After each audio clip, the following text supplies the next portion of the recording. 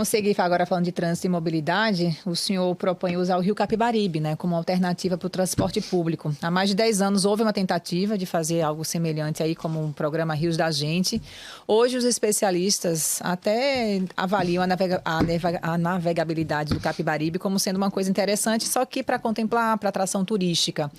Queria que o senhor falasse um pouquinho sobre isso, porque uma das justificativas dos especialistas é o tempo de atracação ali, 5 minutos se fosse usado como transporte público, que é considerado pelos especialistas longo.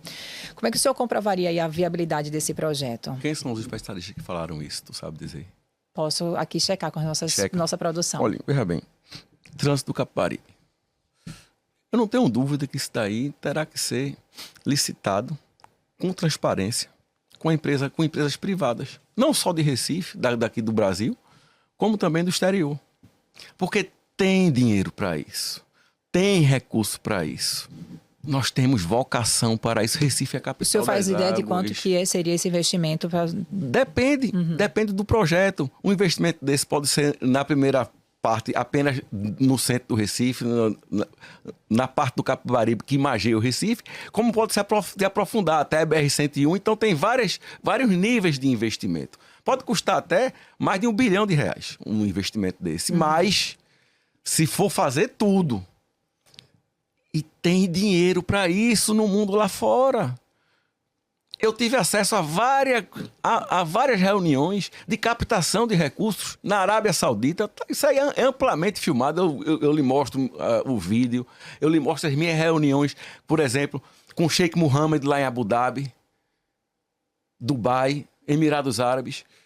Tem recurso do exterior para isso. O senhor buscaria essas parcerias para poder ter esse dinheiro e financiar esse tipo de transporte? É interessante para eles também. Você vê, quando a gente abre uma licitação, qual foi a empresa que ganhou a licitação e toma conta do aeroporto de Recife? Podia ser o poder público, né? Mas não. A AENA, espanhola. Qual foi a empresa que ganhou o aeroporto de Manaus? Uma empresa francesa, a mesma que opera o Charles de Gaulle. Que antes se falava, o Macron, que a Amazônia estava pegando fogo, o Brasil estava acabado. Se o Brasil estava acabado, por que é que uma empresa francesa comprou o aeroporto de Manaus? Então é isso, parcerias. Eu não tenho dúvida que tem recurso lá fora. E muito, não é pouco, não.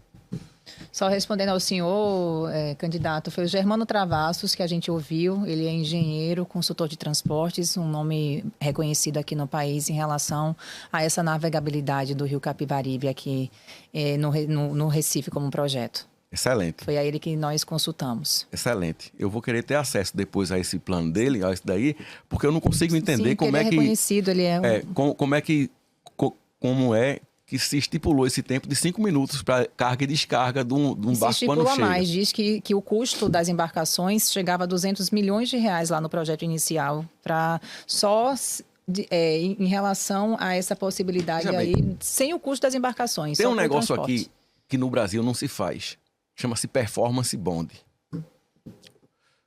Performance bond é um seguro de contratos do poder público com uma iniciativa privada, com a construtora, por exemplo, que vai executar a obra, com a empresa de transporte público que vai fazer a licitação do qual ela fez jus à sua vitória. E o que é isso?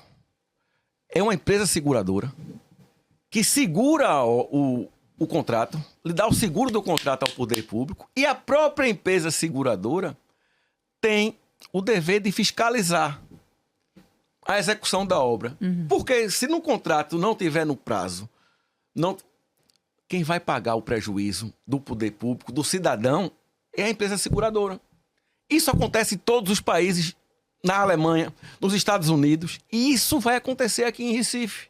Eu vou colocar aqui, para os contratos de praça, para os contratos de execução de pontes, para os contratos para a mobilidade urbana, vão ter performance bond aqui. Eu vou exigir da empresa que ganhar a licitação que ela traga atrelada a ela uma seguradora.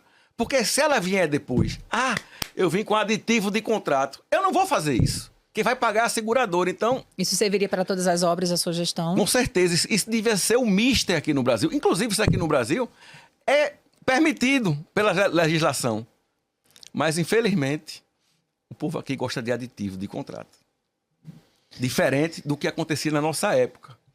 Nós não fizemos isso, nós não temos um caso de corrupção no governo da gente, de superfaturamento e aditivo de contrato de obra.